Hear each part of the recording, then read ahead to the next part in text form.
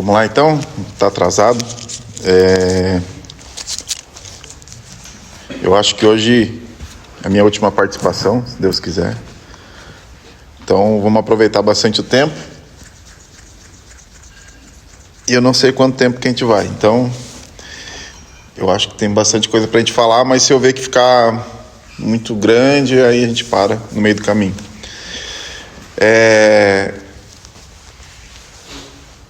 Eu acredito que a gente vai falar mais essa aula sobre o Evangelho, provavelmente, daquilo que a gente tinha programado. E eu acho que as duas próximas vão ser específicas sobre o que é o batismo. Então, hoje eu queria falar um pouco sobre a redenção. A gente está olhando o Evangelho como um todo, né? E hoje eu queria falar um pouco sobre a redenção. Mas antes de eu falar um pouco sobre a redenção, quando a gente vai estudar a Bíblia, quando a gente vai estudar a Palavra de Deus, principalmente o Antigo Testamento, a gente vê que tem três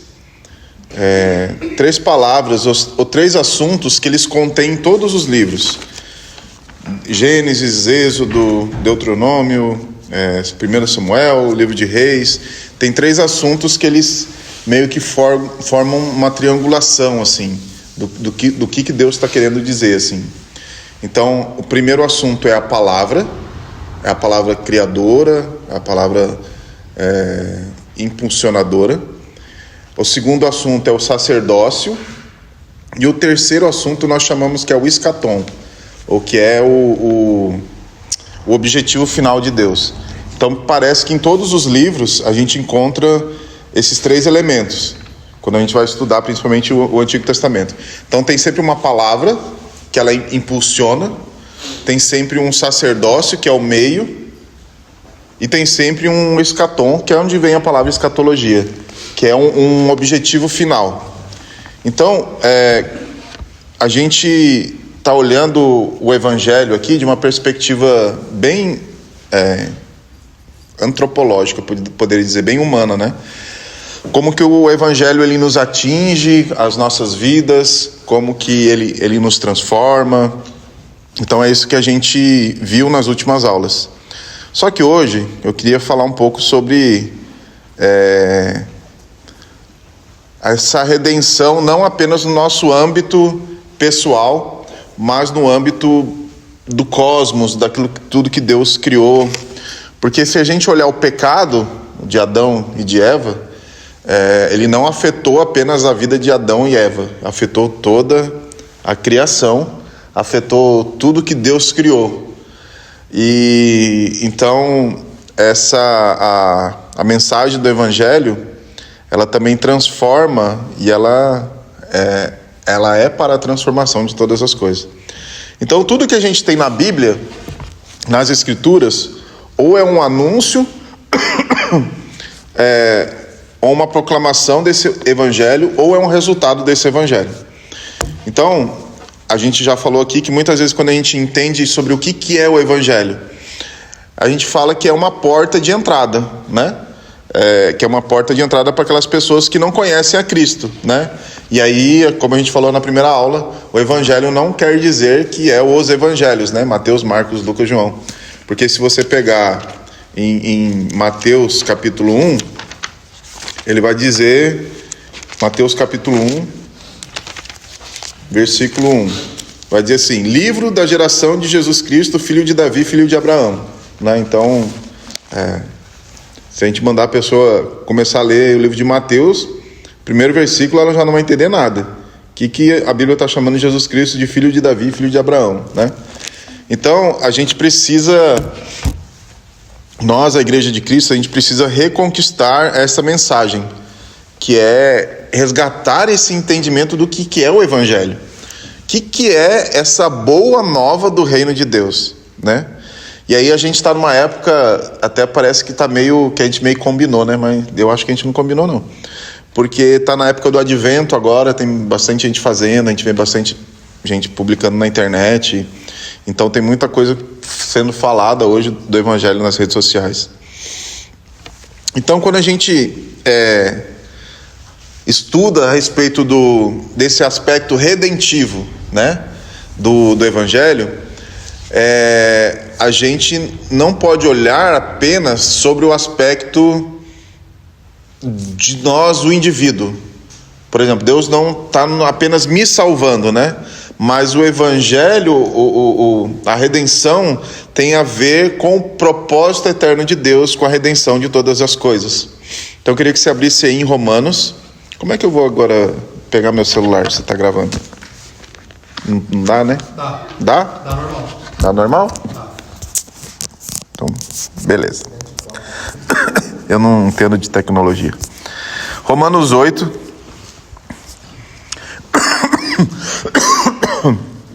Versículo 18, vamos ler.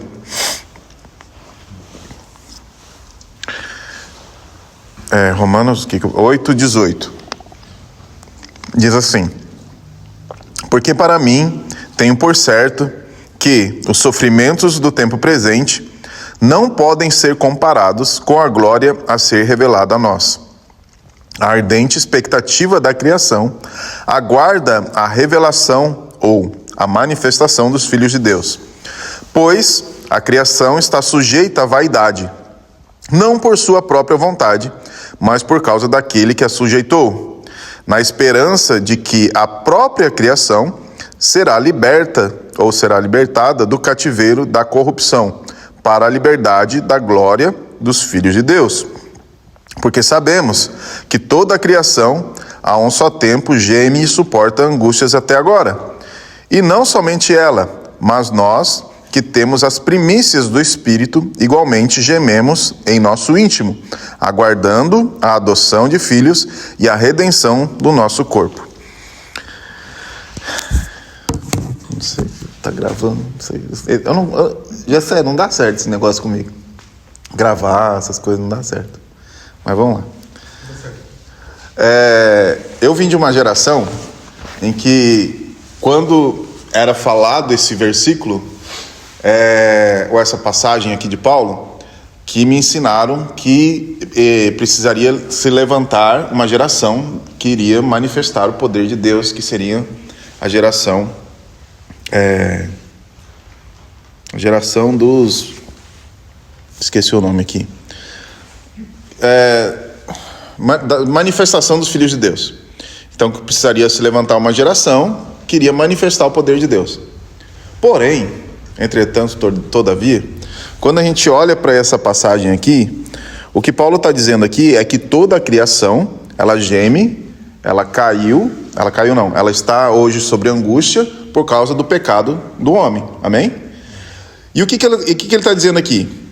Que essa geração, ela vai ser liberta, ou ela vai ter a manifestação dos filhos de Deus, quando houver aquilo que fala aqui no versículo 23, a redenção dos nossos corpos. Ou seja, quando Jesus voltar e nós tivermos os nossos corpos glorificados, essa geração também vai ser restaurada. Então o que Romanos 8 está dizendo? Não está dizendo sobre uma geração que vai se levantar para redimir agora a criação, mas quando Jesus voltar, na redenção dos nossos corpos, essa criação também vai ser redimida. Então imagina, na nossa cabeça nós imaginamos que Jesus vai voltar e que nós vai nos resgatar do pecado. Nós vamos ter os nossos corpos glorificados, não vamos ter mais pecado. Mas isso não afeta somente nós, porque o pecado não afetou somente nós, afetou toda a criação, todo o cosmos, tudo que Deus criou. Então tudo que a gente olha hoje para a criação, a beleza que existe na criação, hoje a criação não está como ela deveria de ser. Então imagina, quando Jesus voltar, ele vai restaurar toda essa criação também, ok? Gênesis fala, né, dos espinhos e abrolhos, né, que isso. Após a queda, né? Então, essa passagem de Romanos 8, não vou entrar no mérito dela aqui porque está gravando, Mas geralmente nós pensamos exatamente isso, que vai a manifestação dos filhos. Então, precisamos da manifestação dos filhos de Deus. E durante uma época no Brasil foi pregado errado sobre isso. Porque a manifestação dos filhos de Deus é o dia do Senhor, é quando nós tivermos os nossos corpos glorificados, que a criação vai ser redimida. Então, a gente precisa entender o que é o evangelho do reino. Abra aí Mateus 24, 14. Eu não gosto dessa versão aqui, mas só trago ela porque a Bíblia é bonita. Eu acho que é a Almeida Corrigida Fiel. 24, 14. Mateus 24, 14. A Bíblia diz assim, ó: e este evangelho do reino será pregado em todo o mundo, em testemunho a todas as nações, e então virá o fim. Então, Jesus está dizendo aqui que tem uma mensagem que seria pregada a todas as nações em testemunho. E quando isso acontecesse, o evangelho do reino traria fim a todas as coisas, ou seja, uma consumação do plano de Deus. Então existe uma mensagem que precisa ser pregada, e essa mensagem ela vai trazer o fim. Então, nosso objetivo olhar aqui agora qual que é o conteúdo dessa mensagem que fala aqui, que traz redenção para a criação, que traz redenção para o universo, né? Não apenas para o nosso mundinho, para o nosso eu, para a nossa vida, para a nossa igreja, para a nossa cidade, para a nossa nação, mas para toda a terra, né? Toda a terra vai ser redimida por causa dessa mensagem, que é o evangelho do reino. Então, para a gente falar sobre o evangelho do reino. O evangelho do reino, ele é uma proclamação iminente do reino de Deus. Então, o evangelho do reino, ele é o fim de uma era, e ele é o estabelecimento do governo sobre toda a terra. Então, acompanhado da ressurreição dos mortos, como a gente leu aqui em Romanos 8, do juízo eterno, da renovação, da criação e das recompensas por meio do Messias. Então isso tudo engloba essa mensagem do evangelho do reino. Então o evangelho do reino é uma boa nova por causa da salvação de Cristo na restauração de toda a terra. O que esse evangelho do reino ele faz? O que essa mensagem faz? 2 Coríntios capítulo 4, versículo 17.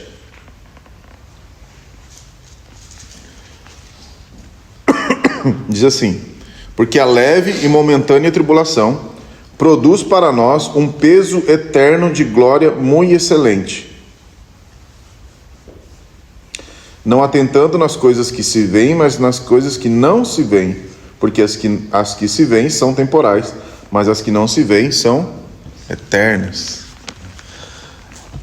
Então, essa mensagem do evangelho, essa mensagem, não ela é exclusivamente para nos salvar como indivíduos, né?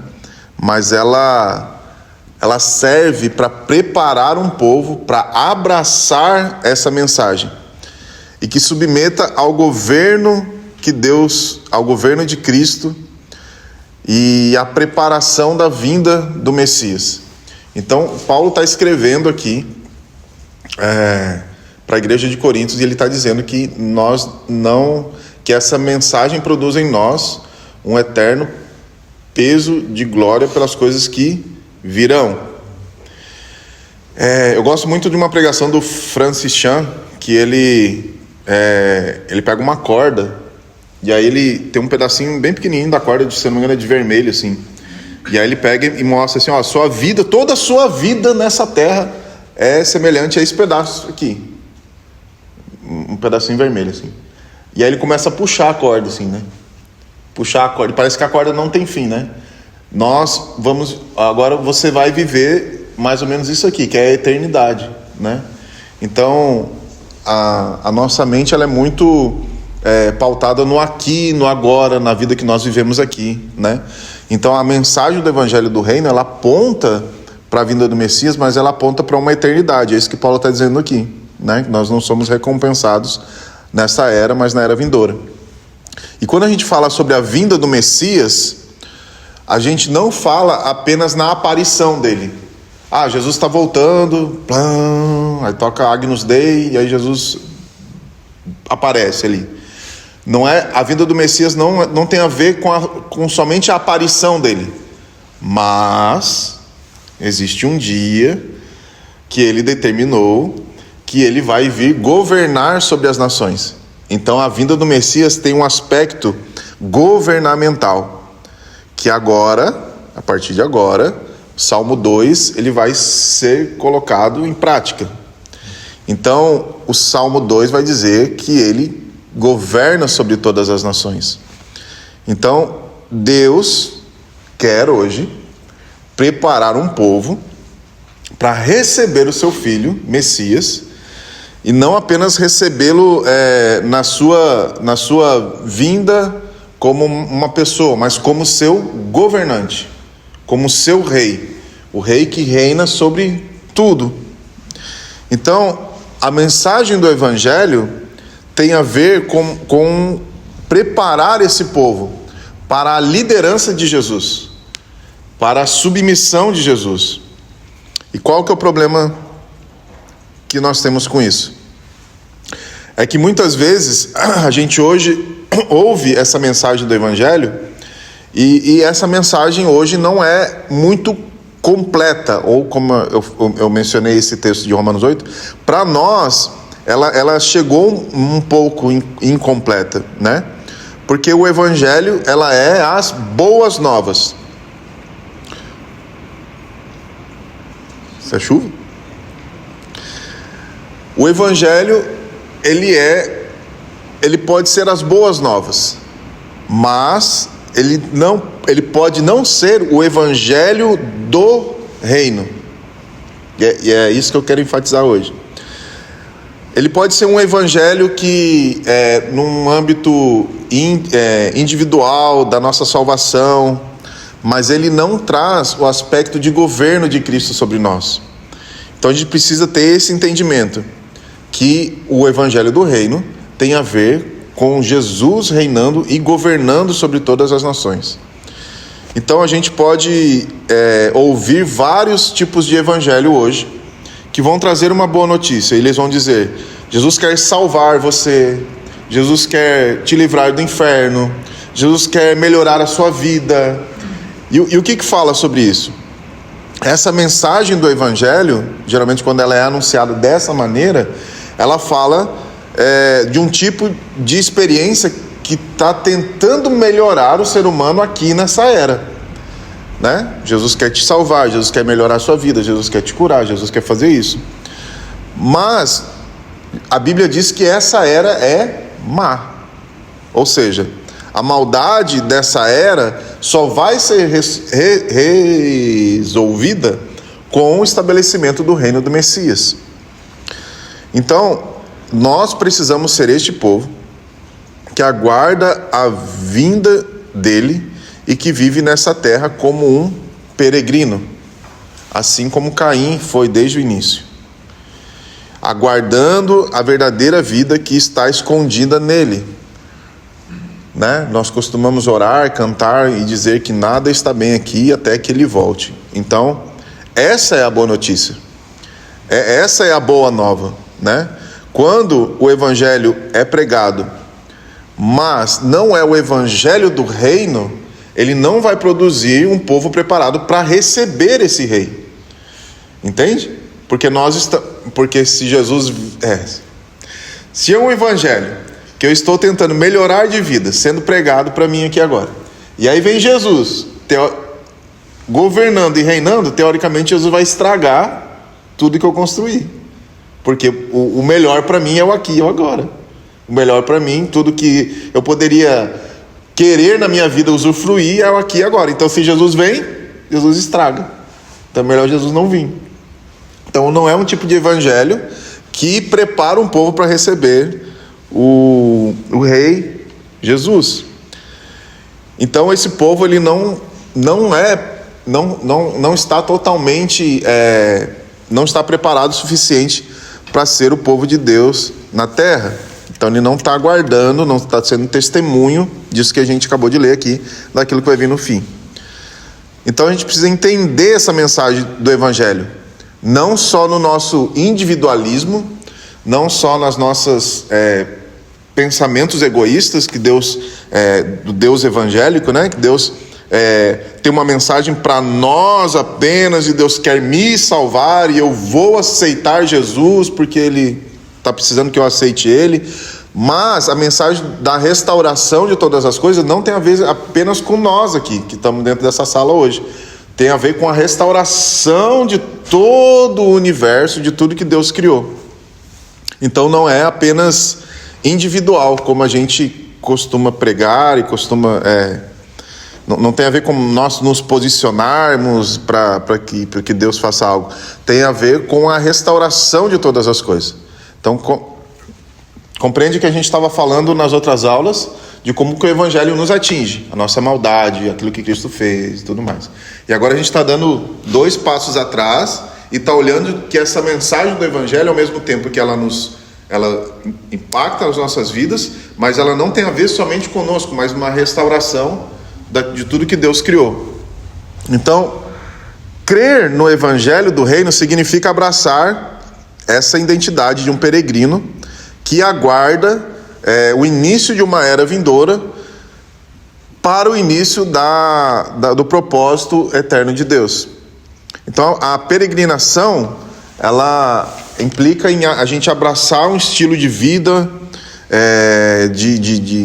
um estilo de vida cristão. O que é um cristão? A palavra cristão quer dizer pequeno Cristo, pequenos cristos, né? E qual que é o que o Rei do Universo veio fazer aqui nessa terra? Ele veio servir. Então nós precisamos abraçar essa vida messiânica de sofrimento que precede a glória. Esse é o nosso chamado de cristãos. Então, um discípulo de Jesus, e os discípulos de Jesus, os apóstolos, eram esses que abraçaram o sofrimento que precede a glória. Então, Paulo falou isso aqui. Ele diz assim: parece que a leve e momentânea tribulação dele não era comparado, né? Era incomparável com a glória que viria. E aí vamos ser sinceros. Essa semana eu estava vendo alguém explicando todos os sofrimentos de Paulo. Eu parei no começo porque eu fiquei incrédulo de será que ele sofreu tudo aquilo mesmo. Mas quando a gente começa a colocar os problemas pessoais nossos, será que eles chegam aos pés daquilo que Paulo sofreu? Chega perto? Então, Paulo sofreu muito, né? E ele diz que nada era comparado com aquilo ali que ele passou, era muito leve perto da glória que iria ser revelada. Então, Paulo teve uma visão da glória de Deus. O Art Katz fala uma coisa, ele fala: se você não tem... Peraí, deixa eu lembrar da frase. Eu não lembro como é que é. Se você não tem a mesma... Lembra da frase?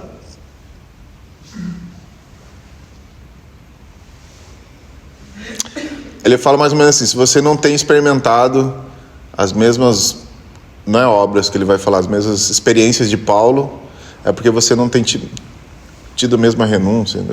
Depois eu lembro. Então, quando a gente olha para o Evangelho do Reino, quando a gente olha para essa vinda do Reino, né, para a esperança da redenção, todos os nossos problemas, todas as nossas dificuldades, todas as nossas perseguições dessa vida aqui, elas parecem muito pequenas. Porque nós estamos olhando para uma realização muito maior. É como se a gente olhasse de cima e falasse: cara, isso aqui não é nada, né? Tudo que a gente está sofrendo, em aspas, né, aqui, não é nada comparado aquilo que vai ser revelado para nós, né? Então, quando a gente tem por exemplo, a gente assiste uma série, a gente assiste lá um filme lá do Indiana Jones, no busca do tesouro lá. Os caras, eles sofrem o filme inteiro, perseguição e tal.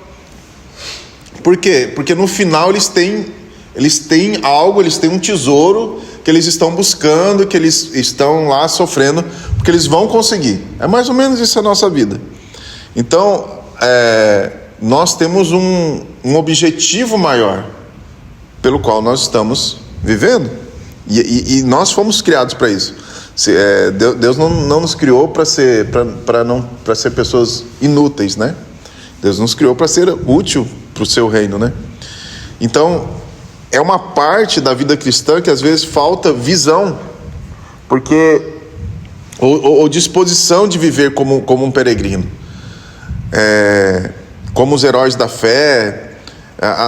Se nós olharmos para o aqui e para o agora, como um texto que nós lemos um domingo aqui, Paulo diz que se a nossa vida se resume ao aqui e agora, né? Se não tem uma era vindoura, se não tem um dia que está diante de nós, ele diz, né?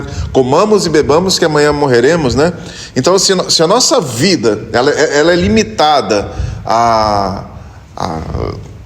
o sonho da casa própria, a casar, ter filhos, comprar um carro, ser bem-sucedido, a nossa visão ela é muito limitada, né? E a gente precisa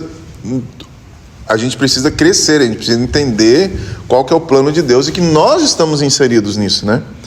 Então, essa visão ela só vai crescer à medida como a gente olhar a Bíblia, olhar esse estilo de vida que Deus nos chamou de peregrinação, que envolve muitas vezes, quase sempre, 100%, uma vida de dificuldade, de problema, né? Mas ela é uma preparação para os dias que virão, para a glória que vai ser revelada. Nós vamos ter satisfação nele.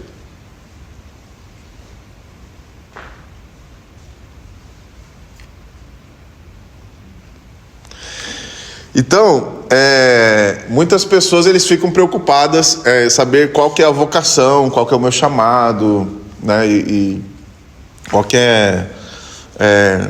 para que Deus me chamou, o que eu vou fazer, né? A gente sempre está preocupado no que Deus me chamou para fazer. Mas a gente tem que entender que nós somos representantes, embaixadores desse reino que há de vir. E essa era a missão dos apóstolos. Então, nós sabemos que esse reino, ele é infinitamente superior a qualquer boa vida que a gente pode ter aqui nessa era. Então imagina aí, imagina que você pudesse ter a casa que você quisesse, né? A casa do Elon Musk, o helicóptero do Luciano Davan, pudesse ter todos os bens e maravilhas que tu pudesse ter nessa era, né? Sem se preocupar com nada, dinheiro. Cara, nada disso é comparado com aquilo que Deus tem para nós. Entende? Então, abraçar a mensagem das boas novas implica em a gente assumir uma identidade recebida por meio de Cristo, que é uma identidade de ser reis e sacerdotes.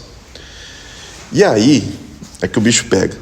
Porque quando a gente fala sobre reis e sacerdotes, eu imagino que a pessoa entra na igreja vestida daqueles, igual sacerdote, né? Não, agora eu sou sacerdote. Mas eu queria olhar na Bíblia o que realmente quer dizer reis e sacerdotes. O que é essa expressão? O que o Evangelho fala? Então, Deus nos chama para ser reis e sacerdotes. Esse era o chamado de Israel. Israel era uma nação, um reino de sacerdotes, né? E o que significa sacerdotes na Bíblia? Sacerdote significa se posicionar diante de Deus para ter comunhão com Ele. E em primeiro lugar, o sacerdócio, ele tem a ver com o serviço, né? Eu acho que a Débora falou alguma coisa aqui, não falou? Em algum momento, acho que eu estou lembrando aqui. Foi na primeira aula, né? Então, ser sacerdote é se posicionar diante de Deus, assim como Adão estava no Éden, né? Então, Adão, para nós, ele serve como o primeiro sacerdote, que é esse que tinha comunhão com Deus e ministrava ao Senhor. Então, nós ministramos ao Senhor com o nosso serviço, com o nosso sacerdócio. E quando nós olhamos na Bíblia, nós olhamos o sacerdócio levítico lá no Antigo Testamento. Então, nós servimos o nosso próximo como representantes de Deus, ok? Esse é o nosso ministério diante de Deus. Esse é o serviço do sacerdócio levítico, né? Então, é um serviço ao próximo como representante de Deus, ou seja, ministrar a Deus e servir o próximo que está diante de nós. E aí, quando a gente fala lá do sacerdócio lá da tribo de Levi, a gente também pode falar sobre a herança deles, né? Que Deus falou que a tribo de Levi, ele escolhe a tribo de Levi para guardar o seu tabernáculo. E ele diz assim: todo o povo de Israel vai receber uma herança na terra de Canaã, mas a herança do sacerdote é o Senhor. O que ele diz aqui? Ele está dizendo que eles não teriam uma herança naquela terra. Pelo menos de coisa, né? Pelo menos de coisa. Então, e essa passagem me pega assim, bastante. Porque nós não temos uma herança nessa era. Nós não temos uma herança nesse tempo. Mas nós somos esses peregrinos que aguardam o nosso verdadeiro galardão e a nossa verdadeira esperança, que não está em herdar uma terra, mas está em herdar a terra que o próprio Deus habita. Porque era isso que Deus tinha preparado aqui para eles. Então, a gente precisa abraçar um estilo de vida sacerdotal, um estilo de vida real, que tem a ver com o reino de Deus, e não com as coisas deste mundo. Então, queria olhar Marcos, para a gente entender um pouco sobre reis. Mateus, Marcos está aqui. Mateus, Marcos, capítulo 10, versículo 43.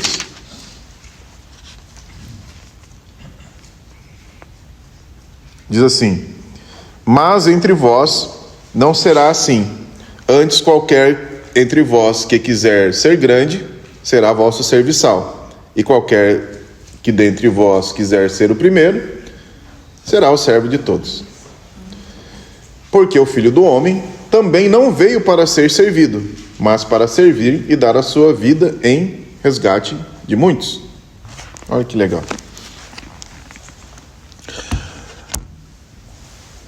Quando nós pensamos que nós somos reis, nós temos na nossa cabeça, logo vem na nossa cabeça. Lembra que a gente tem pecado, né? Então acho que o pecado afeta o cérebro também. Nós imaginamos que nós devemos de reinar. Porém, o reino de Deus não é dessa era. Logo, a nossa identidade como reis também não é dessa era. A nossa identidade não deve querer estabelecer governo, domínio sobre o sistema do mundo.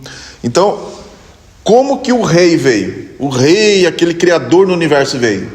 Ele não veio para ser servido, mas ele veio para ser. Ele tinha toda a autoridade. Vamos dizer assim, ele tinha ele tinha, a gente não tem.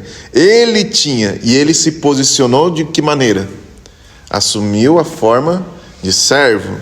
Então, qual que é a nossa postura hoje de sermos cristãos, de seguirmos o passo do nosso mestre? Se o nosso mestre, Jesus, veio para servir, qual que deve ser o nosso passo como reis e sacerdotes em Cristo? Nós devemos de assumir essa peregrinação de Jesus, né? Ele mandou nós tomar a cruz dele, não tomar, sei lá. Então, Jesus assumiu essa identidade de servo, né? Essa identidade de um escravo, na verdade, porque Jesus lavou os pés dos seus discípulos. nós também devemos assumir essa identidade de sermos servos daqueles que estão ao nosso redor, para que essa autoridade do reino de Deus seja reconhecida na nossa vida, não por meio de domínio, mas por meio de servir. Deus nos chamou para servir este mundo e não para dominar sobre ele. Então, o reinar no reino de Deus tem a ver com servir. Esse é o nosso papel hoje. Existe um dia que nós estamos aguardando, em que o justo juiz vai vir julgar toda a terra, e aí sim, ele vai estabelecer o seu reino.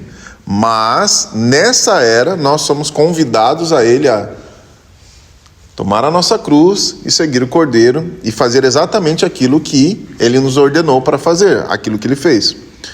Então, só que quando nós olhamos para isso, é normal, não tem nada de errado nisso, mas nós vemos como algo baixo. Na verdade, é algo meio que humilhante, né? É como se a gente fosse rebaixar a nossa identidade, né? Não, estou me rebaixando porque parece que eu sou rei, sacerdote, mas ao mesmo tempo eu tenho que servir os outros, né?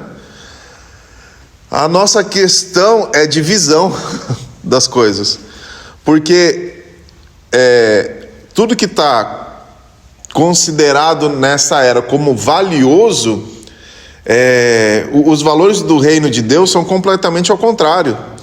Nós somos chamados para servir a criação de Deus. Então, quando Deus colocou o primeiro sacerdote lá no Éden, o Adão, e para que ele criasse cultura, para que ele cultivasse a partir daquilo que Deus já tinha feito, é que ele pegasse aquela matéria crua e ele cultivasse algo para a glória de Deus. O que acontece? Existe muita cultura hoje na terra, e o nosso chamado para reinar não tem a ver com dominar essas culturas que Deus colocou. O nosso chamado hoje é de servir a cultura para ser uma testemunha do reino de Deus. Então, o nosso mandato cultural não tem a ver em dominar, mas sim em servir. Então, de uma forma que o reino de Deus seja visto através do nosso estilo de vida de servir. Então, muitas vezes, o nosso serviço ele pode ser mal interpretado pelo sistema, porque ele não vai gerar honra e glória para nós, diante dos homens.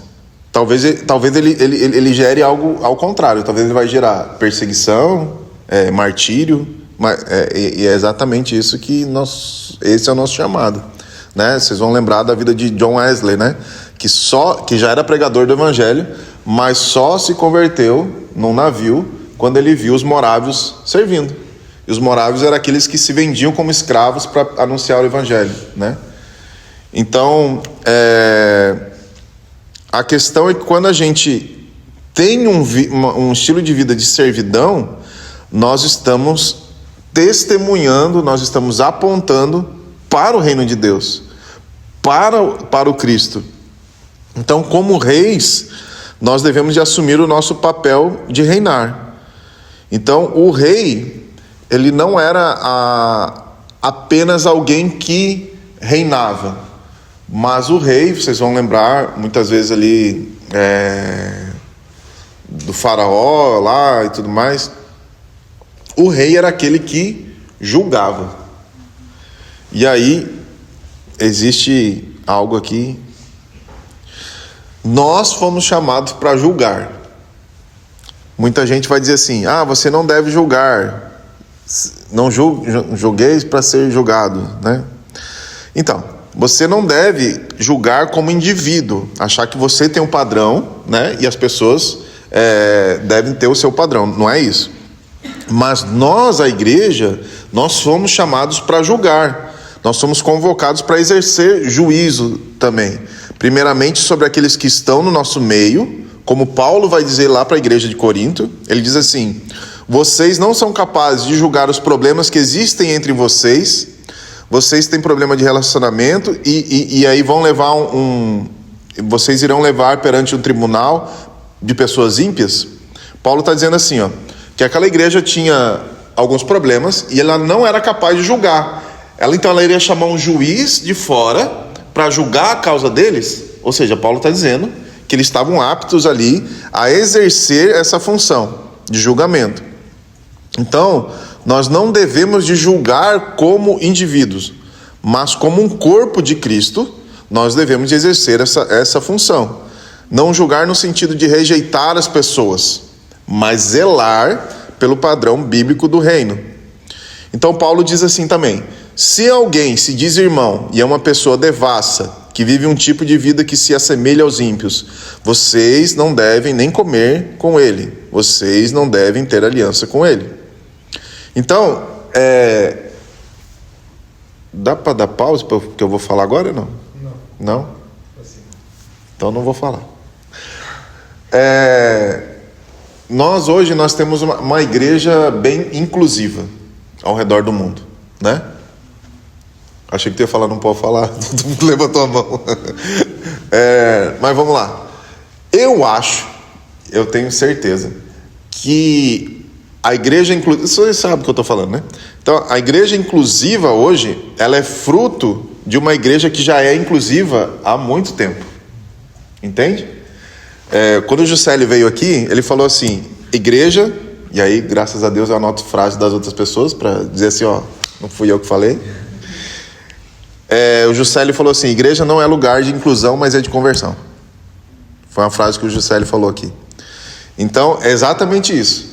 Há muito tempo, nós, por essa questão assim, não, vem para Jesus, querido, né? Vem de qualquer jeito, amado, e a gente traz as igrejas, e não trata isso que Paulo está falando aqui, de julgar, entendeu? De você confrontar os pecados. Então, por muito tempo a igreja, ela foi deixando qualquer coisa acontecer, sem trabalhar o julgamento no sentido não da pessoa, mas do que se refere à fé cristã ou aquilo que a Bíblia fala, e ela foi abrindo muito as portas, né? E hoje a porta está escancarada e a igreja ela é totalmente inclusiva, porque ela já vem sendo inclusiva há 5, 10 anos. Então a minha tese é que igreja não é inclusiva, e aí existe uma briga hoje com a atual geração que diz que não, deve ser inclusiva, né? Mas inclusiva é como se você pegasse a Bíblia e você quisesse incluir outras coisas aqui. Você está incluindo coisas que não têm a ver com o padrão, a moral do reino de Deus. Então, se nós não entendemos que eu penso que essa ideia inclusiva, ela se remete muito a uma ideia de rebelião. Se você for ver aqueles filmes antigos, né, onde o cara estava dentro de um reino, ele estava dentro de um espaço onde tinha um rei, tinha as regras, tinha as leis daquele reino e tal. Mas à medida que o tempo ia passando, ele ia se infiltrando na realidade, tentando mudar ou trazer uma nova ideia, uma nova concepção, enfim, que no fim acabava com uma rebelião contra o rei por causa de discordância. A ideia do reino de Deus já é exatamente isso. É um lugar onde tem as leis do Senhor, é um lugar onde tem a vontade do Senhor suprema sobre todas as coisas. Então, quando essa ideia de incluir, né, novos pensamentos, novas ideias, novas ideologias, não deixa de ser uma ideia de rebelião contra o Rei Supremo que tem as leis, que tem o mandamento desse reino. Então, eu acho que é mais ou menos assim. A salvação é a ideia da salvação. Cara, vem e o Senhor está aqui, né? O Senhor quer te curar, restaurar, quer salvar, beleza. Mas a entrada no reino é um lugar de sujeição àquilo que o rei estabeleceu e a forma como ele vai conduzir esse reino, né? Então eu penso que essa nossa realidade de querer incluir novas ideias, novos formatos, ou até a ideia de, já ouvimos falar de atualizar a Bíblia, né? Nada mais é que uma ideia de se rebeliar contra aquilo que já está estabelecido. Então imagina Jesus voltando, beleza? E aí vai acontecer exatamente o que diz o Salmo 2 aqui, ó. Porque se amontinam os gentios e os povos imaginam coisas vãs. Os reis da terra se levantam e os governantes consultam juntamente contra o Senhor e contra o seu ungido, dizendo: rompamos as suas ataduras e sacudamos de nós as suas cordas. Aquele que habita no céu se rirá, essa versão é ruim pra caramba, o Senhor zombará deles, então lhes falará na sua ira, e no seu furor os turbará. Eu, porém, ungi o meu rei sobre o meu santo monte Sião. Proclamarei o decreto, o Senhor me disse: tu és meu filho, e hoje te gerei. Pede-me, e te darei os gentios por herança, e os confins da terra como tua possessão. Então o que está falando aqui no Salmo 2? Está falando que os reis da terra vão ficar enfurecidos, porque está chegando um outro rei, com outro reino, que irá governar sobre todas as coisas, e não é o desejo deles que Jesus governe. Então, se a gente não entende, primeiro, que o nosso chamado como sacerdotes, que o nosso julgamento precisa ser julgado dentro do povo de Deus. Por que Deus nos chama hoje? Porque vai existir um julgamento. Vamos lá. Se a gente não entende que o nosso chamado é de servir, e que nós temos essa questão do julgamento pelo zelo da casa do Senhor, isso vai ficar meio turvo. Ele pode ficar meio contaminado, ele pode ficar meio manchado. Então, o nosso entendimento sobre o Evangelho do Reino vai determinar se nós conseguimos compreender o que significa a redenção em Cristo para nós. Então, o fim de toda essa história é o que a Bíblia vai resumir lá em Mateus 28, que é conhecido como a Grande Comissão. Então, a Grande Comissão é o chamado da igreja, é que a igreja, enquanto ela vive a sua vida, ela prega esse evangelho do reino com a sua vida. Então, não é apenas fazer missões, não é apenas levar uma boa notícia, mas é enquanto ela vive esse estilo de vida, ela assume esse estilo de vida e ela prega esse estilo de vida, o evangelho do reino. Então, não é só proclamar, mas é fazer discípulos. E essas pessoas que ouvirão o evangelho do reino, elas vão agora ensinar como que elas devem viver essa mensagem, como que essa mensagem deve ser proclamada, como esse estilo de vida deve ser assumido por nós. Então, pregar o evangelho do reino significa abraçar um estilo de vida que não tem a ver com o sistema do mundo, mas tem a ver com o governo de Deus sobre nós. E aí, logicamente, esse estilo de vida, ele não vai fazer sentido para quem não conhece o reino de Deus. Não vai fazer sentido, né? Ele vai ser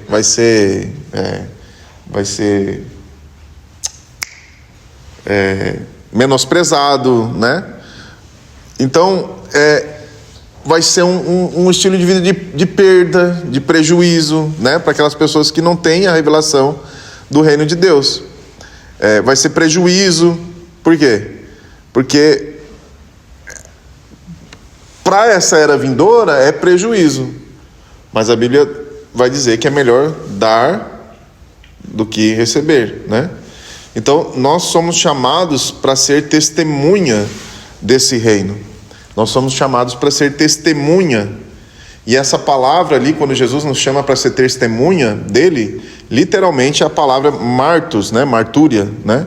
Que quer significar o quê? Mártir. Talvez não significa que você vai morrer, né? Como alguém lá na, sei lá, qualquer um país perseguido aí, Índia, China, alguma coisa do tipo. Não quer dizer que você vai, agora você é um mártir, vou morrer apedrejado. Não, mas é viver um estilo de vida de martírio. E um estilo de vida de martírio tem a ver com o estilo de vida de renúncia. Jesus nos chamou para ser testemunhas. para viver uma vida de martírio, né? Acho que não vai dar tempo de eu falar isso tudo aqui, mas eu queria só falar que tudo que a gente viu até agora sobre o Evangelho tem esse aspecto, né? Da criação de Deus, da queda do homem, da redenção em Cristo e da consumação. E basicamente a consumação é aquilo que nós falamos bastante sobre a escatologia, né? Ou aonde que nós queremos chegar.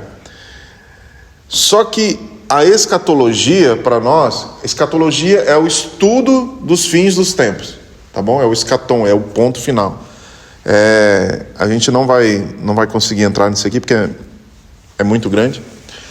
Mas escatologia para nós, ela não pode ser duas coisas.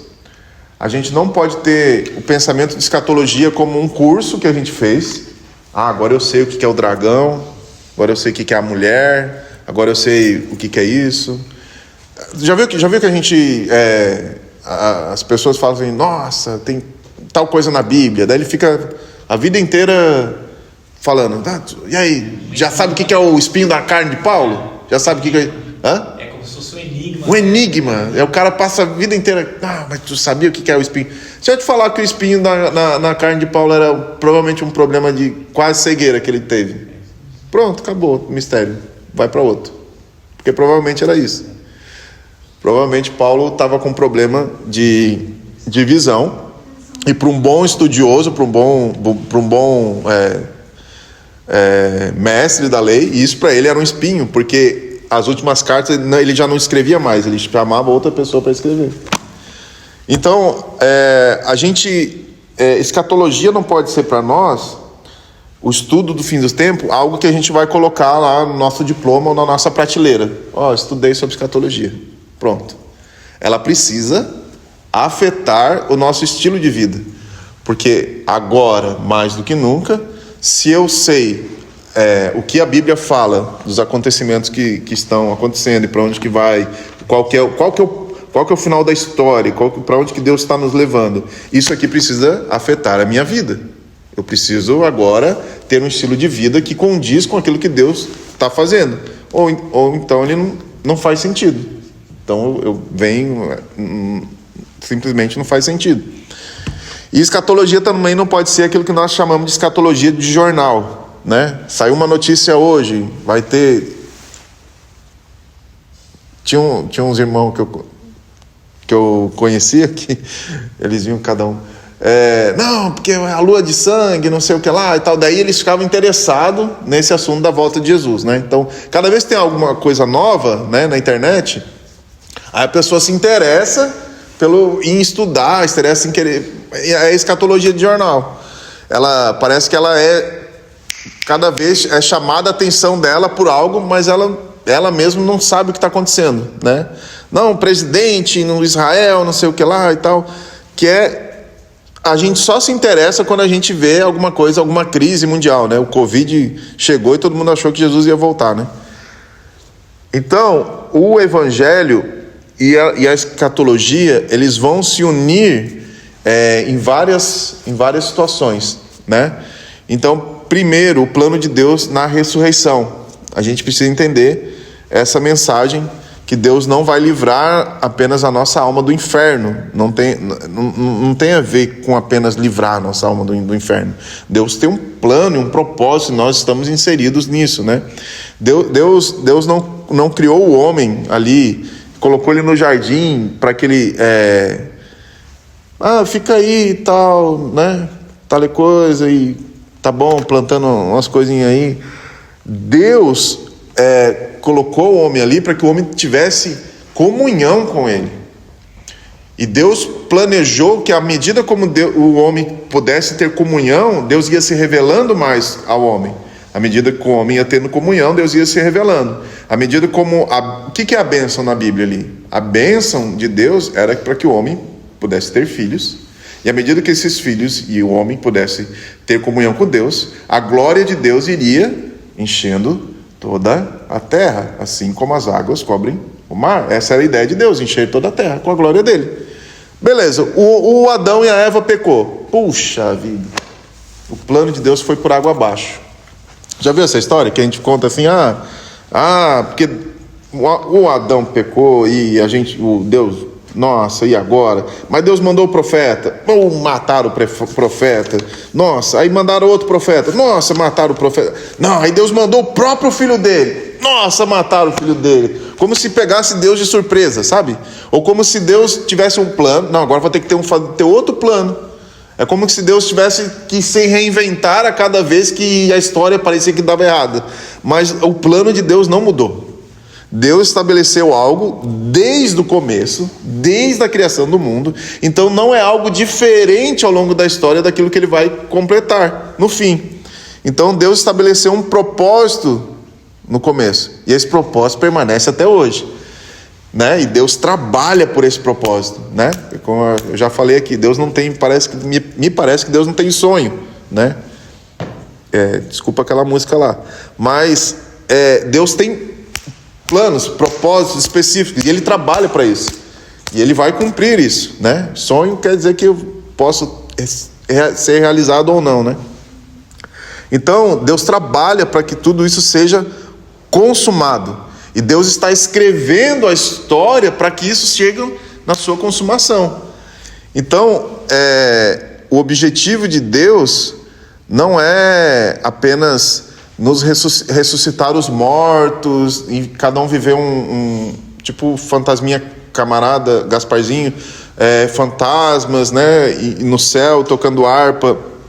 Jesus vem para estabelecer o seu reino na terra, estabelecer juízo e trazer as recompensas dele e restaurar todas as coisas, né? Então essa é a mensagem desde o começo. Vocês lembram que José, ele mandou levar os ossos dele para tirar do Egito, levar para... E por quê? Porque ele já tinha a ideia de quando ele fosse ressuscitado, ele já iria ressuscitar na terra. Então, a ideia da ressurreição dos mortos não é nova. Paulo vai dizer que Abraão creu que Isaac, né? Isaac, né? Que levou lá o filho lá. Isaac, é assim mesmo. Confundo os filhos. Deus poderia matar, mas que ele iria ressuscitar ali. Porque essa ideia da ressurreição não é de agora, né? Essa ideia, na verdade, sempre vem ao longo dos anos, porque esse é o plano de Deus, nos ressuscitar em Cristo com nossos corpos glorificados. Até Jó também Isso. Jó comenta no livro também essa ideia da ressurreição. Então a gente vai ter o nosso corpo revestido, né, de imortalidade, e que a gente vai viver para sempre. Até quando que eu vou viver? Para sempre. Então, hoje os nossos corpos, eles estão sujeitos a... Tu vai falar isso? Não? Não, né? Porque a Samanta tem uma aula sobre... É uma outra coisa, né? Então, hoje os nossos corpos, eles são sujeitos ao pecado, né? E a ressurreição dos mortos, isso aqui que a gente leu em Romanos 8, quando nós vamos ter os nossos corpos restaurados, glorificados, totalmente purificados do pecado. Então, aqueles que estiverem vivos na vinda do Messias, eles vão ter os seus corpos revestidos de imortalidade. Ou seja, eles vão estar livres da dor, livres da morte, livres do pecado, livres das tentações, livres de qualquer coisa que nos aflige e que nos impede de viver uma vida que não glorifica a Deus. Então, quando a gente fala da consumação de todas as coisas, a gente fala do propósito eterno de Deus sendo realizado desde o começo, né? Então o propósito de Deus não foi abandonado por causa do pecado. O pecado não foi um contratempo, né, na agenda de Deus, né? Mas o meio da redenção de Cristo é que ele voltasse ao propósito original, que pudesse trazer para nós a redenção. Não vou ler aqui, mas é Romanos 8, 20, como a gente já leu. Deus nos deu o governo sobre a criação, desde o começo, desde Gênesis. E isso significa que o homem, nós temos um destino totalmente ligado com a terra, né? Então, quando Deus cria o homem, como que Deus criou o homem? Todos os animais, tudo que Deus vai criando a partir da sua palavra, né? E haja luz, e floresça, e tenha isso, e tenha isso, e tenha aquilo. Tudo é criado em Gênesis a partir da palavra de Deus. E aí, o que acontece quando Deus forma o homem? Já falei, né? Deus pega o homem e ele se envolve na criação do homem, né? Com barro. Então, ele pega o homem da onde? Da terra. E aí, como que acontece essa criação? Deus sopra o fôlego de vida no homem. Então, assim, o homem, ele é aquele que está totalmente conectado com a terra, porque Deus forma, mas ele também está conectado com Deus, porque Deus sopra. Então, de toda a criação de Deus, o homem é aquele que interage com a terra e interage com Deus. Então, o homem e a terra estão totalmente ligados. Assim também, a nossa identidade e o nosso futuro está ligado com a criação de Deus, com o cosmos, com tudo que Deus criou. Então, toda a criação, ela foi prejudicada por causa do pecado do homem, por causa do bendito Adão e Eva lá. E o plano de Deus não diz respeito só a nós sermos revestidos de glória, né? Para que a gente possa ficar livre e tudo mais, mas tudo o que Deus criou também ser restaurado. Tem muita coisa aqui. Então imagina a restauração de todas as coisas, né? Quem conhece aí São Paulo, Rio de Janeiro, pensar ali no Rio Tietê, na Baía de Guanabara, tudo o que foi tocado pelo homem, tocado pelo pecado, sofreram junto com o homem. Então imagina tudo que nós tivermos hoje restaurados para a glória de Deus, né? Então é isso que vai acontecer com toda a criação.